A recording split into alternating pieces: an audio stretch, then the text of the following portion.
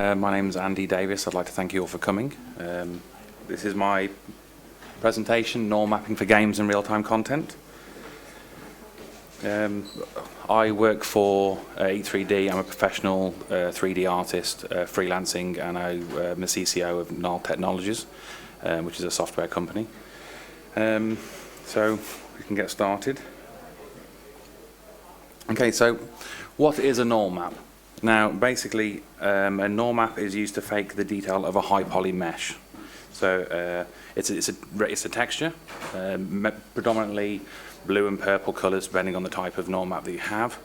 And hopefully during this talk, I'm going to explain, the more technical aspects of it all. So basically, in a norm map, each pixel in a norm map has an RGB value. Now, each RGB value represents a normal from the high poly mesh. Each norm represents a vector, and a vector is a value that represents a surface slope of a high poly mesh. Different RGB values represent different directions, and these directions control the direction that the pixel is facing in 3D space. Now, they're not like other textures, like diffuse, specular, or gloss, because the data from the tangent basis is encoded within the texture. So that's why it's not like a regular RGB texture, because it's more like an encoding, like a video encoding, but it's stored into a 2D format. And this allows very, very detailed rendering at minimal cost. I mean, to put a norm map on, it's trivial. It's very, very, very cheap. Obviously, depending on the size of norm map, but for regular, they've been using them for years, and they're absolutely great. The downside is it doesn't alter the silhouette of the low poly mesh. So it's not like tessellation. Tessellation's much more. It's got higher fidelity, but norm maps, if you've got something that goes into a surface, a norm map will pick it up very well. Okay, so now we've got a couple of different types of norm maps: tangent space, object space, and then derivative. Derivative is technically not a norm map, but I thought I'd talk about it here because it is relevant. Now, the pluses points and negative points for a tangent space. A tangent space is very cheap in memory compared to object space. Now, and it compresses well versus object space as well. This is because in an object space map, you have to use all three channels, R, G, and B. Now, with a tangent space map, you don't. You only use the R and the G, and then the blue is thrown away. So you only actually compress two channels, and then you recreate the blue in the shader. Now, compressor algorithms are getting a lot better. Crytek's modified 3DC, they did a white paper on it, absolutely fantastic. And if you want to see excellent technology, Crytek are the people to watch. They really, really do push everything forwards. A good encoder makes all the difference. Now, if you have a DXT1 encoding, now if you have two separate encoders, one might give excellent results, while the other one might give not so good results. So if you do get bad results from DXT encoding, then try a different encoder and see if that works. With tangent space, tiling and mirroring are trivial. It's easy to overlay detail maps. You can use, as long as a norm map, a tangent space norm map isn't baked, you can use the information on other textures. You can overlay it. I'll explain more about that later. Deformation is trivial, so you can use it in animation, whereas with some other maps, you can't really do that. But so you can have a bending arm and it can move around and rotate, and it's not going to be such a problem. Now, the downsides is it smooths badly, because so you need to, if the tangent basis doesn't match between the baker and the engine, you can have some really serious problems. Whereas other norm maps don't have this issue. But this is something. Tangent space is the default standard. It's because it's cheaper, and generally more people use it, but there are some downsides that you need to prepare yourself for. There's no standard tangent basis. Now,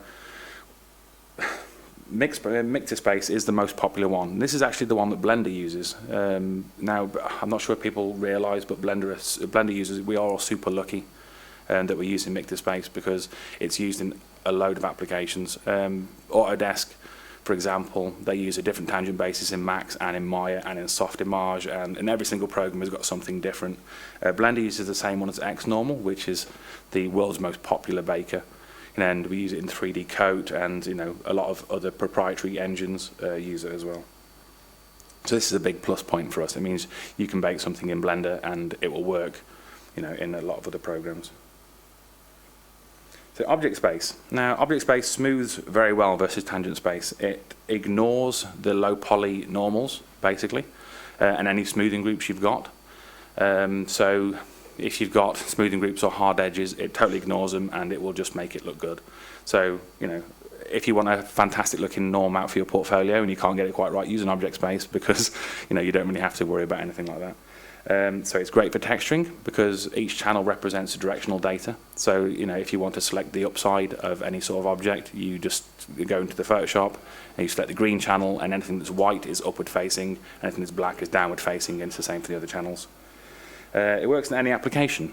So like any application that supports it, as long as the mesh, as long as it's using the same coordinate system, the swizzle, the XYZ, it'll work. Downsides, it's very expensive because you can't recreate the blue channel in the shader, so you have to use each channel, which is why no one uses it really, because up until recently, on like Xbox or the PS3, it was really, you have such little memory, like 512 meg or something like that, you know, and you know, memory's a premium, so you can't really use it.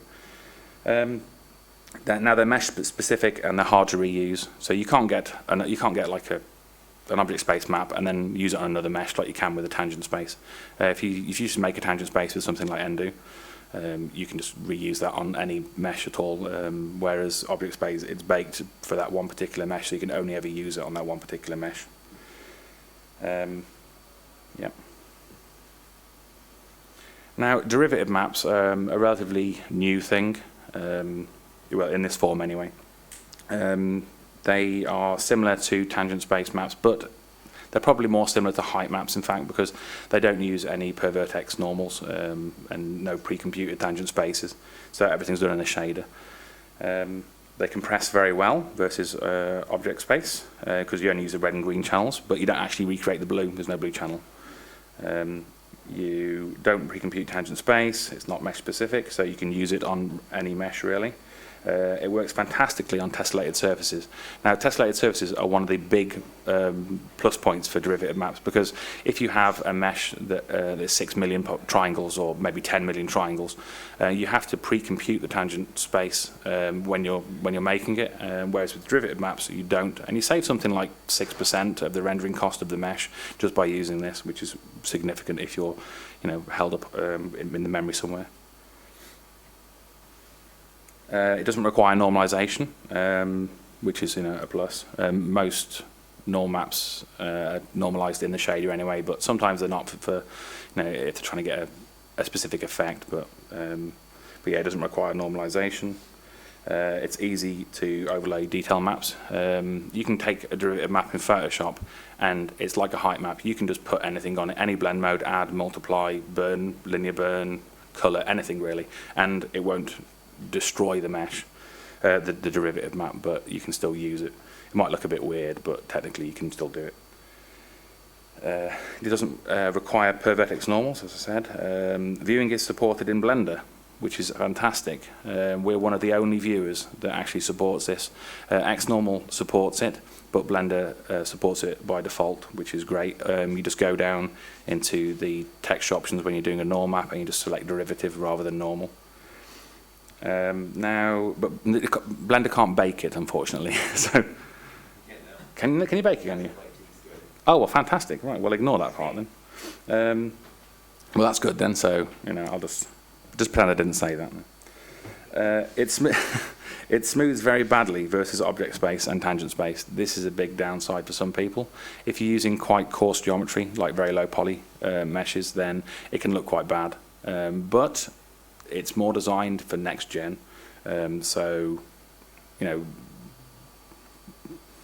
geometry's cheap, like now, so you can have a character that's 50 or 70 or 100,000 triangles in a relatively new console game, especially for next generation, so, you know, this isn't really a problem.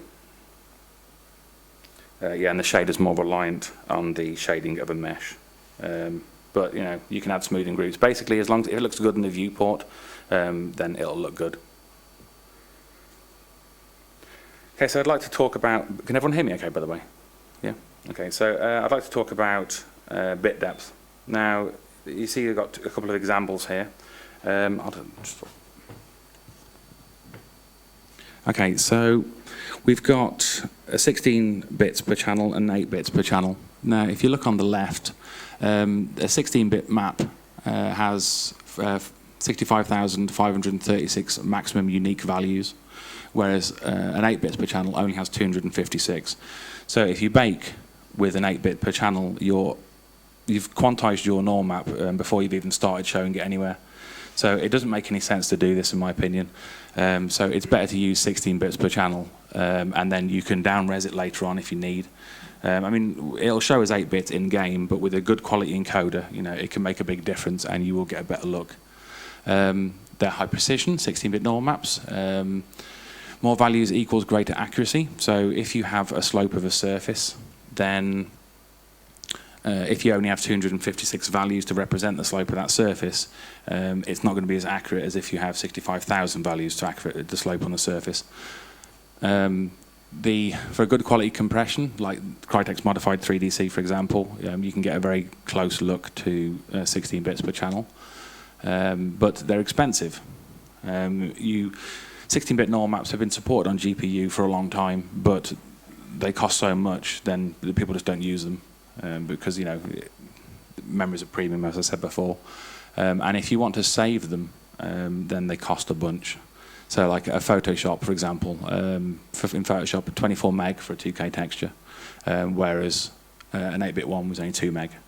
And they take a lot longer to save as well. But, you know, in my opinion, it's worth spending the extra time to save these 16-bit, because you've always got a high fidelity source, and if you need to adjust anything or use them, you know, then you get a much better result.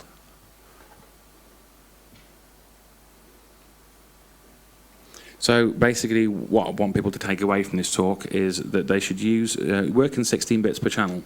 This isn't just for norm maps. I use this for diffuse, specular, gloss, everything, and then you can convert to 8-bit on export. So when you convert it to 8 bits per channel on export, it's down to 256 maximum unique values, and it dithers. Now, is that a good thing? You know, some people say yes. I'm not sure if you can actually make out the difference, but if you look at the 16 bits to 8 bits dithered on the left, it's a little bit fuzzy, whereas the uncompressed 8 bits is less detailed but not fuzzy. Now, the detail could be, that dithering could be good in some situations, but that's down to the person to decide. But, you know, arguably it's still better quality than native debaking to 8 bits, because you've down-resed from a higher source file. So if you don't want to dither, you have to use a good quality encoder, which is on the left there. You've got Crytek's modified 3DC, which is 16 bits to 8 bits, and you can see it's a much better quality than the dithering. Now that's an 8-bit texture, both are 8-bit, so it's given a very good approximation of 16-bit. So, you know, if you don't like the look of dithering, and you can get away with using a high quality encoder, you know, do it, because it does make a big difference. Okay, so now we're on to baking. Projection cages versus a uniform ray distance. Now, what you see there, the red lines represent normals. Now, this is uniform ray distance is the most basic way to bake a normal map. Most tools support this method of baking. The rays are cast outwards along each vertex normal, and at a set distance, the rays are cast back inwards towards the mesh. So in Blender, you've got the distance and bias. This is a uniform ray distance. The normals are sampled where the rays intersect with the high poly mesh, and then you get your normal map. It works great on planes and soft edges because all areas are covered. So if you can't have smoothing groups if you're using this method, because you get errors. It works well because you can see in the green area there, every part of the mesh is covered.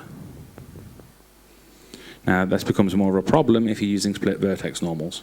So people who use Max would call it a smoothing group. We call them hard edges, sharp edges, etc. Now these cause really big problems when you're using uniform ray distance, because you can see in the area in the green you've got gaps. So that means on every single edge that you've got a smoothing group or a hard edge, you get a seam.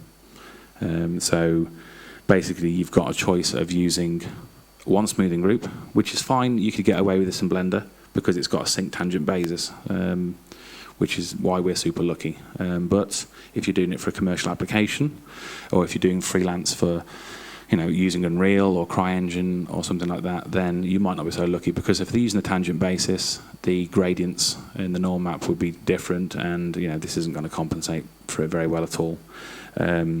So you get lots of problems. Projection cages. Now, this is the preferred way to bake, I think. They don't suffer from the same problems as uniform ray distance. The cages are an inflated duplicate of the low poly mesh. Vertex normals in the cage are averaged, so there's no missed areas. So even if your low poly mesh has hard edges or smoothing groups, the cage is just one solid mesh, like one smoothing group, no hard edges. So everything's averaged to all the verts, so you don't get any gaps at all. So the rays are cast inwards from the cage. So rather than coming outwards, they come in from the cage, and then they hit the high poly mesh, and then it samples the normals. It's great for all meshes, and it's especially good for situations like character models. So you've got hands. With a uniform ray distance, if you've got, say, a value of 10, then most likely the fingers are going to get overdrawn in the gaps between the fingers. So you're going to get one finger, its normals will be on the other side of the other finger, etc., etc. And things like ears and noses. So baking in Blender. Baking in Blender is very simple and intuitive. It's a couple of clicks and you're done, basically. It supports multiple normal spaces: tangent, object, world, and camera. World and camera aren't really used that much. Tangent and object are used quite a lot. Tangent using more. It uses MictoSpace, which, as I said before, is the most popular tangent basis. It allows multi-res baking, which not many applications do. It bakes with the correct background color, and this is really important. I'll talk about that a little bit later. And it's got a decent margin and bleed value by default, which is excellent. It used to be a value of 2, but then it got moved up to 16, which is needed. Unfortunately, it hasn't got cages yet. There's talk with the Valve money that's come in, people coding cages, which is going to be fantastic. At the moment, it uses a distant-based raycast. And you can't bake with hard edges or per vertex normals. It's no axis swizzle. Now, this is the XYZ direction. So in some applications, some of you might be familiar that you have to flip the green channel most often. If you're using, UDK uses a minus Y value, whereas something like Maya or Marmoset would use a plus Y value. So you have to flip those, and you have to be aware of what the application uses, because most people use plus X or plus Y. Blender used to use a really, really awful, it was like a plus X minus Y minus Z or something, but they fixed that when MictoSpace was added.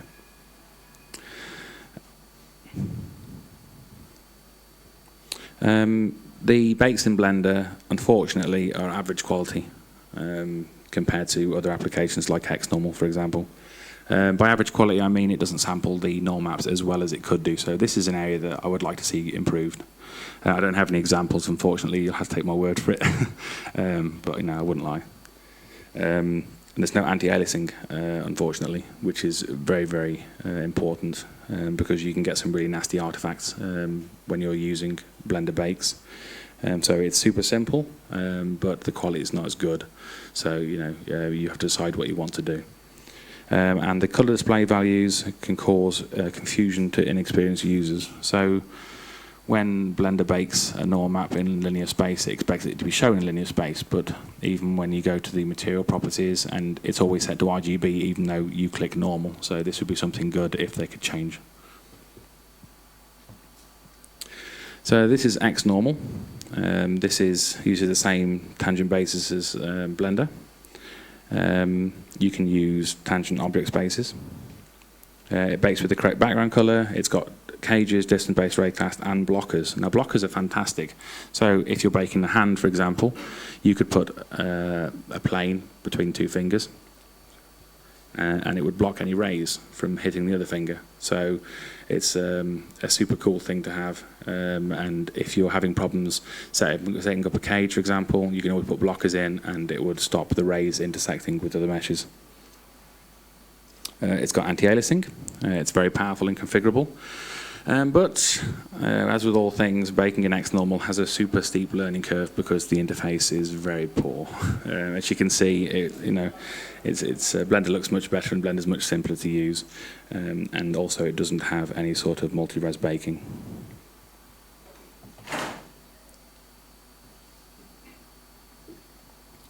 Best practices, right. So here I'm going to try and explain the things that people should be trying to do if they can.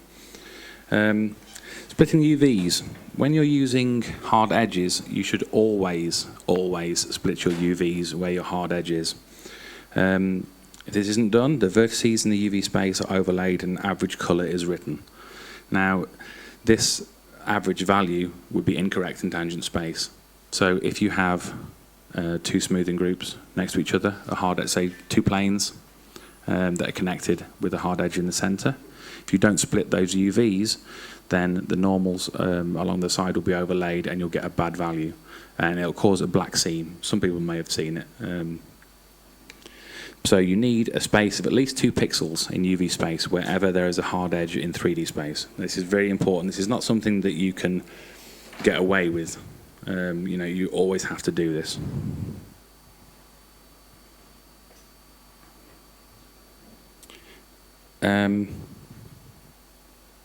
Now, when you have the space of 2 pixels, the verts no longer share the same location in UV space. Now, this is just an example. It's not an example of great UV mapping, so ignore that. But generally, the method that I would use is you would make your mesh, you would UV it as you would normally, and then you would select each UV island and set its edge to hard. In Blender, you can do this as a little script saying UV islands, and you can go in there and select it to seams or sharp, and then you've already done it. And this doesn't cost any extra. You're not making any new vertices because you've already made them in UV space.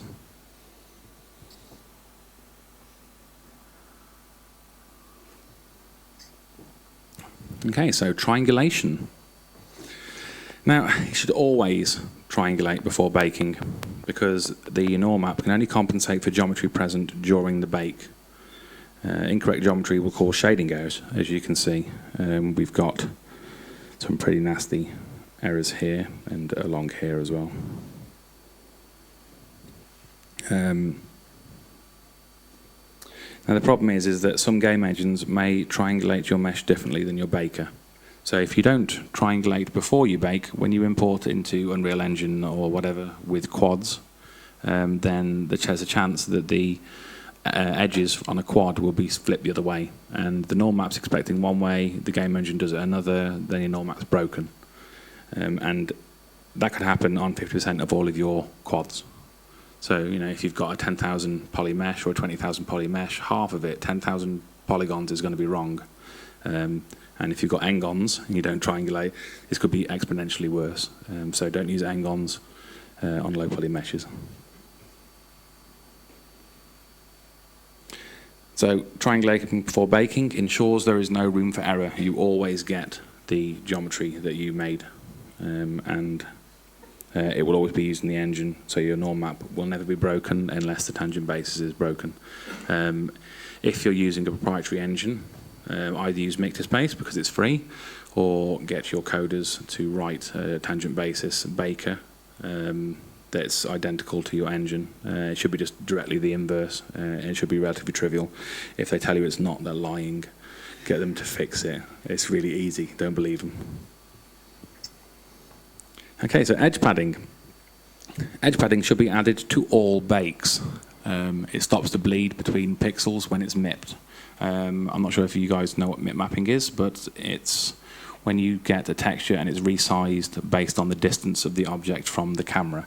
So if you've got a glass, for example, and this glass is 20,000 polygons, when that glass is in the hallway, it doesn't need to be as high definition. So you use a smaller texture, use less polygons.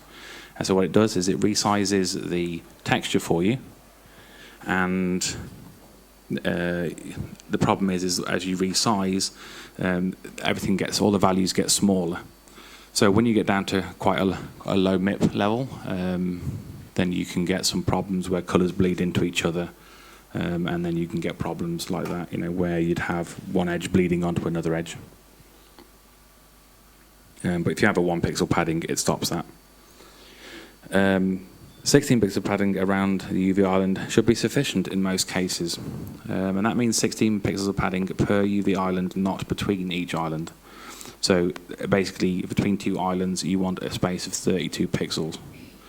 This gives you enough for 5 MIP levels. So you'd have a border of 16, 8, 4, 2, and then 1. So at level 5 MIP, you'd have 1 pixel, so it still wouldn't bleed. Anything more than that, you'd get a problem. But by that time, it's like a 256, 128 texture, and you can't really see it anyway. Better still is to do 100% padding. Now you can do this in Photoshop. You can set it in, it's in a UV filter, and just set the dilation, just keep on going until it reaches the borders of the texture. You can do it as a final step. You don't have to do it. Some people are worried that it looks a bit ugly, but it doesn't really matter. All that matters, this might not look cool in your portfolio or something like that, but it's needed. It really stops a lot of errors, and I see so many people that are using really, really poor MIP values when it's not really necessary. You can do it, and it looks great. Okay, so before we touched on background color. Background color of a norm map is really important. Not all colors represent valid normals. You should never ever use black, which used to be the default in Blender, ironically, until they changed it, thankfully. Because black represents a downward facing normal, so you would get some super, super nasty artifacts when you're viewing your norm map on your mesh at MIP levels. In sRGB, the value should be 127.5, 127.5, 255, but we can't do this because we only got 0 to 255 and there's no half points. So instead we use 128, 128, 255, or 0.5, 0.51 in linear space. This value represents a flat normal, so it's no surface change whatsoever. So you can use that safely. Editing your normal map. Normal maps are not regular textures. You can't fix them in Photoshop. Don't believe what anyone tells you. You can't do this. It's not a regular texture. You should never paint out errors. You've all probably seen it online where someone's got a wavy norm map and they think, oh, I'll just stick a transform on there, and it's not cool. Don't do it. Friends don't let friends do this. This is... yeah. Yeah, we can all get you later, don't worry.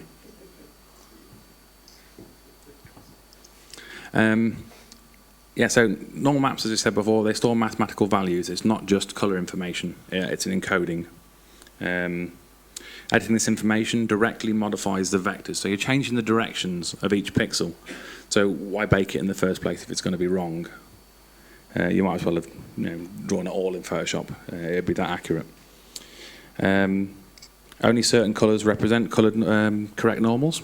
So you could do some editing and you might get a wonky color, which would also break your norm map. Editing must be done again and again. So if you fix something and then your co-worker needs to rebake, imagine how happy they'd be that they have to redo your bodge. Like I said, friends don't let friends do this.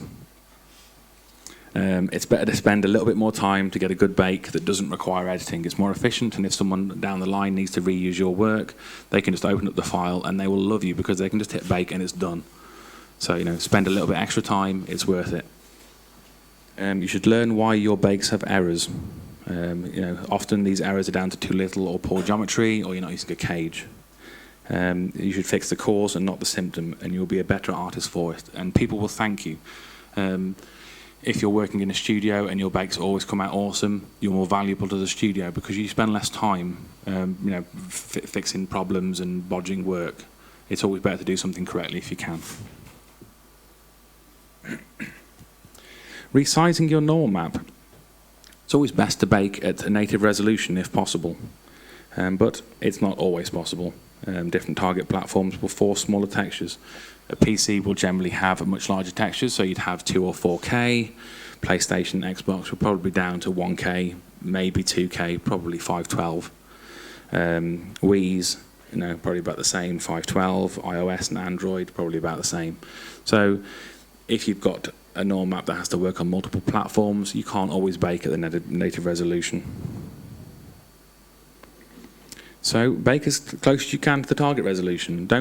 If you need a 2K map, don't bake it at 8K and then resize it down to 2K. You're wasting a lot of time and you're just going to be inaccurate anyway. If you must resize, use bicubic interpolation because it gives you smoother gradients, and it's the gradients that represent the surface slope of the normals. So it'll be more accurate. It'll still be slightly broken, but it won't be busted. Never sharpen the resized result, because if you sharpen, you can get invalid normal colors again. So just resize it and leave it at that. Always normalize after resizing. You can do this in Photoshop. A lot of shaders automatically do it, but it's best to check if you're not sure. Basically what normalization does is it makes sure that all the normals are the correct length on the texture. So if you have all the normals on one area, it would be like 1.5, then they're not correct. So basically this just ensures that everything's even as a single level. Levels adjustments. You wouldn't believe how often I see people using levels adjustments on textures.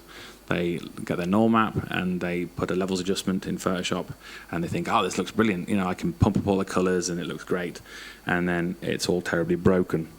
Because obviously the data that's encoded can break, and even a very small change can lead to errors. So the mirroring might work, the background color might change. It's super hard to edit stuff like this correctly. And if you look at this unadjusted normal map here with the levels, this is how it was baked, and I just took the levels adjustment layer just to show you guys what the histogram looks like. And then this is with an auto levels. Now, there doesn't look like a lot of difference. There's a slight difference, but not an awful lot. And if I contrast it, that's how much difference you have, just from that small change. And it ends up looking like that. So I haven't really done much, just added one auto levels, and if you can see in the corners here, we are broken, whereas on this side, we're all super nice. So it's really not worth doing.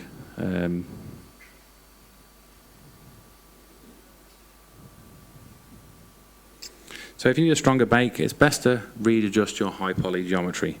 If you're making some rubble, make it deeper. Don't do it in Photoshop. Spend a little bit of extra time.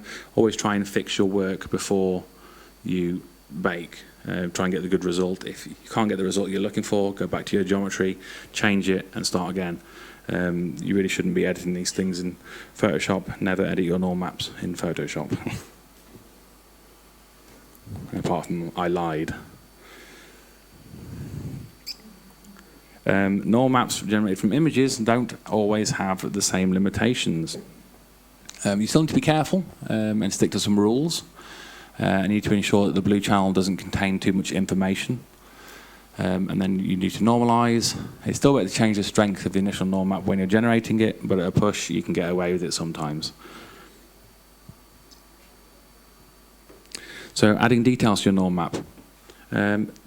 You can add details to your normal map, and this is acceptable. It doesn't break the initial bake. You just have to remove the blue channel's information. And you can do this by unchecking blue in the blending options.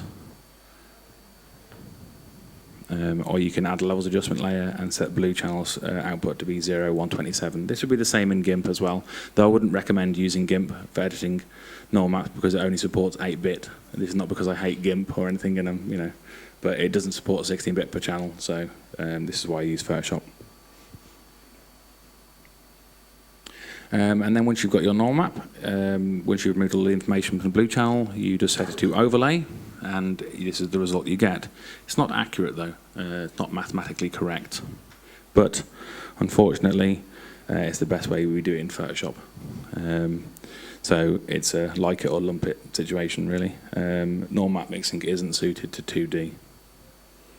So it's best done in an external application in which you get much better results that reflect the curvature of the surface more accurately. So, waviness and skewing.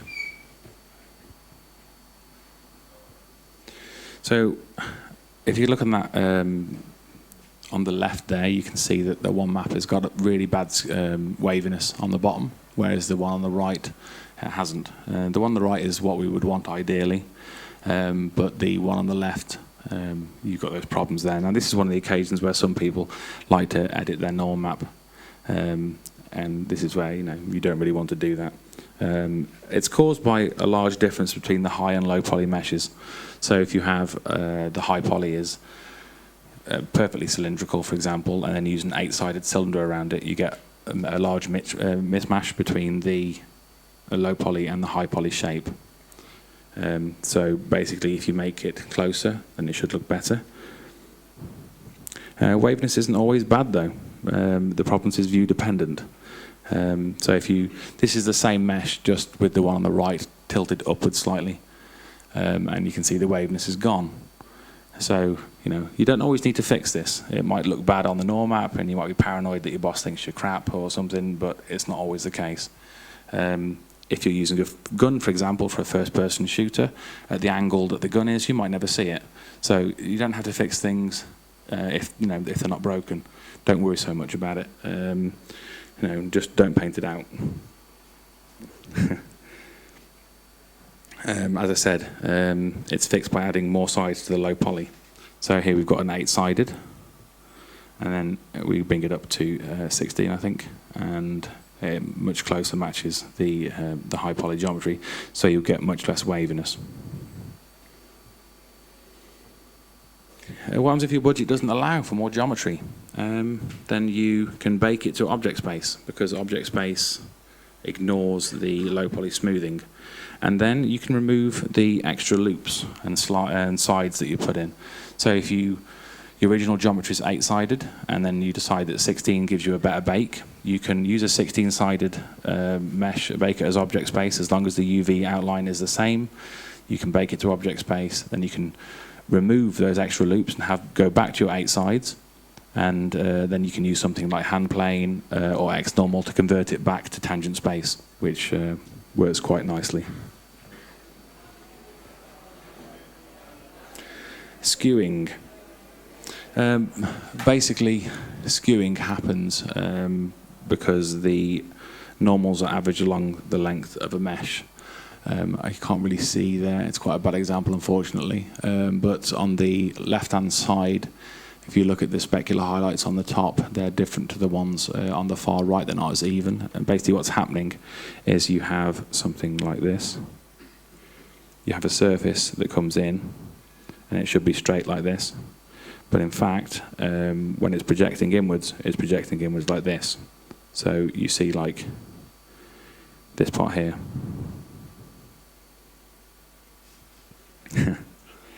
So basically, how to fix this? You add control loops around the mesh, which evens out the bake.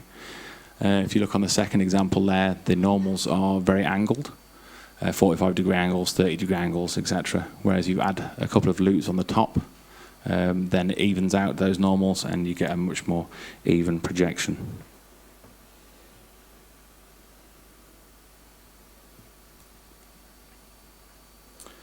So yes, you get a much more even projection, less waviness in the bake as well, so this can also help. It's more consistent with the original high poly geometry. The specular highlights are more even, and there's less aliasing in the final result. So by adding these extra loops, you just get a better bake all in all. I massively underestimated the time that it would take me to do this, so we've still got 20 minutes left. So does anybody have any questions? Yeah. Yeah, can you describe what the tangent basis really is in the case of, I realize it's a technical question, but from like an artist's perspective, what is the tangent basis? It's like a translation, basically. So if you have one guy that speaks one language, and then he's writing it down on a bit of paper. Imagine like Chinese whispers or something like that, right? Where you can lose information. So basically, the tangent basis is sorry, I'm trying to think of the best way to put this. So it's an encoding that you have. It's like a video encoding, for example, and it explains to the renderer exactly what each color means and the normal map. So if you have on one side, you have like a red gradient, a green gradient means a particular angle information, then a tangent basis will explain to the renderer what exactly this means. So if you have one tangent basis is different to another, there'll be a slight difference in the translation, yeah? And if you use a different tangent basis, so you bake one map in Milkshape, for example, when you use it and you change it over to another main engine that uses a totally different tangent basis, then it doesn't understand the translation correctly. So this is why it's important to have a tangent basis that's matched. Does that make sense? Yeah. Okay, this is it. Yeah. Sometimes I saw green in your normal maps, and I have that too. For example, I started to stencil like a half sphere into a surface, and it always got me some green parts, and they didn't seem to look right. Is green bad? No. No? Okay. Because it sounded in the beginning, it sounded like if there's anything not between magenta and blue, you did something wrong. Oh, no. I mean, green can represent valid. I mean, if you look on this, for example, there's bright green there, which is fine. So yeah, green's not particularly bad. You just don't want things like black or white. This is actually a good normal map. Yes, this is so basically this is a normal map that's got, it's like a cube that each face has a separate smoothing group. So you've got hard edges around every single edge, and this is the result you get. So if you look on this normal map here, you've still got green, but you've got the seams down the side, right?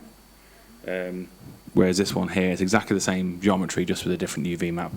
So you've got 6 faces. Don't know if you can see them though properly. You've got one face here, here, and then there. And all the rest of this is just padding to 100%. But yeah, green, it's fine. You just don't want like things like white or black. But if you normalise, it should give you a bake should always give you correct values, as long as you haven't got inverted faces or something like that. Don't really worry. Yeah, that's what I thought happened. Yeah, okay, But I'm really... okay. Anybody else? Yep. Yeah. You told earlier that it would be better for a quality thing to sort of make the UV bleed over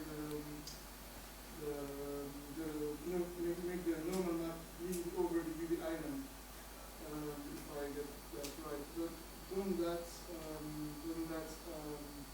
use more memory in the rendering process? No. The map is heavier, right? No, I mean, if it did cost any more, the results you get from it, I don't think it costs any more, but if it does, the results you get would outweigh the extra cost, because it would be a few kilobytes. It wouldn't be a lot because it's just blank colour. When you use the padding on each UV island, it doesn't actually go into the other UVs. They sort of hit themselves. So you'd have, like here, for example, you've got this green bit here. Hold on. So you've got that green there, and you've got the pink there. Now, right in the centre between these two islands, they hit, so you never actually get any overlapping colours, because the algorithms are clever enough to realise that you don't want information inside the bake. So this is purely for MIP maps. So does that answer your question? Yeah. Okay. Anybody else? Yeah. Is there a difference saving them as PNG or TIFF? PNG has got bad alpha channel support generally. TIFF's good because it's an old, stable format. They haven't really changed TIFF that much. I mean, Crytek use their own version of TIFF, but it's an extension of the current format, so the base specification hasn't changed. Whereas PNG, you could use it. It's not going to give you any quality results, but if you want to store alpha information, it uses a different method of doing so. So if you're importing a PNG into Photoshop, it wouldn't actually give you an alpha channel. It will just give you transparency, and it's not always what you want. So if you've got transparency around the outside of your UV islands, for example, you could save that as a TIFF, and it'd be a black and white alpha channel, and you'd always have that alpha channel. Whereas with a PNG, if you open it in Photoshop, it would open up as transparent. So that means you've lost all your background color, which isn't ideal. So personally, I'd use TIFF, but if you're not using alpha channels, it doesn't really make a difference. They both support 16-bit. I mean, there's a huge difference in size, TIFF and PNG. Would there also be a difference in what they take in RAM when you actually start a real-time simulation? They'll both be rasterized anyway and converted. No, they should be the same. I mean, like an 8-bit texture should be an 8-bit texture, unless you're using something like DXT encoding, and then they become smaller. There's a difference between the file on the hard drive and the file in Yeah. the view memory, because every single engine converts the texture into their own format, like DXT or Yeah. yeah, so it doesn't matter. Yeah. So it wouldn't matter. Does that answer the question? Yes. Yeah. Any, yeah. When combining normal maps, often I do find some information in the blue channel. So I found some people online who were saying that you should blend, like make two the red, like you could duplicate of the channel in Photoshop, then make the red and green and one of the duplicates white, and set that layer to overlay, and then in the next layer take the blue channel, set that to 127.5, and then set that layer to, no, other way. The first one multiply and the second one is overlay, right? So that you don't lose any of the information in the blue channel. Do you think that that is a really important step? It's not true. Basically, no matter what you do in Photoshop, it's never gonna be correct. Never ever. There's just no way to do it. You need some sort of external program. The best thing that you can do, I mean, you might get something that's a little bit close. I mean, I've seen people have it from, they use overlay for something, and then they use like linear burn, and they have like one channel with something else, and they combine it all together. It's still wrong. It's just a different type of wrong. It's not something, yeah, I mean, this isn't something that you can do in a 2D application. To mix norm maps correctly, you need to use like, it's quite sophisticated algorithms, to mix them well. And so you need a special application to do that.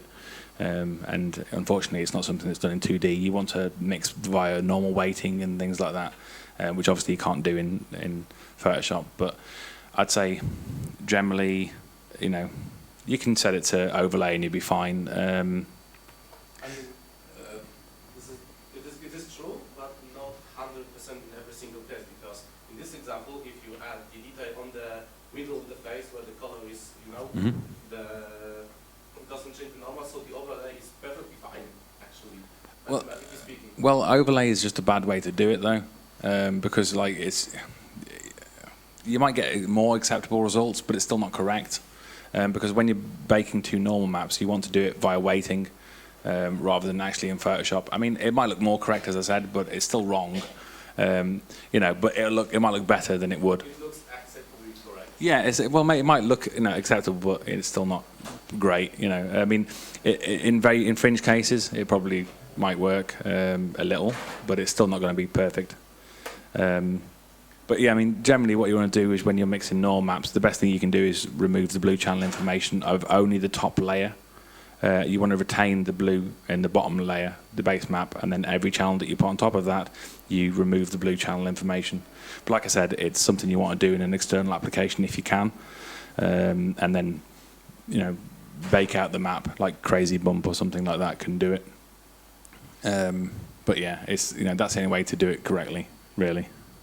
Yeah, go on. The other question I have is a lot of normal maps, even if you have a cage, there's a lot of really dense geometry on, say, layered clothing, and they need to move on top of each other, like maybe a lot of armor pieces. I found that what you need to do basically is start a batch bake of a lot of different bakes for each of the different pieces, so that there isn't any overlap in the overlap. Kind of like blockers, but there's not enough space for blockers. Yeah.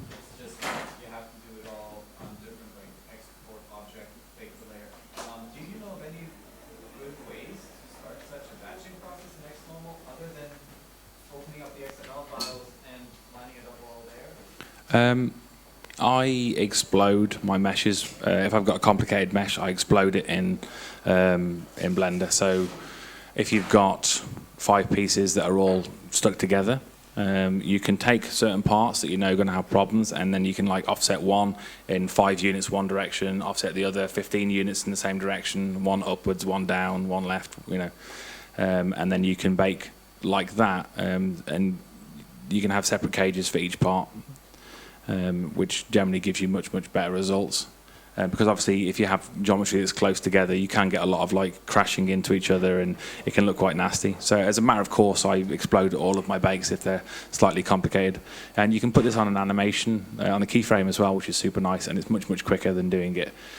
So if you set your regular bake, your regular mesh without any exploding to 0, explode everything, set a keyframe, 1 frame, and then you can switch instantly. And you don't have to, you know, redo it over and over again. You don't have to save multiple versions of it exploded on your mesh. You know, it just works. Yeah. Yeah. Do you know the Unity engine? A little. Because in Unity you can't set the strength of a normal map. You can, sorry? To my knowledge, you can't set the strength of a normal map in Unity. Yeah, you don't want to do that. You don't really want to set the strength of a normal map. I don't? No. I mean. Yeah. Because the Unity has ability now to import the bump map and Right. convert them into the normal map. So, yeah, that's different. And then only this way you have the power Right. slider. So when you import the normal map, there is no power slider.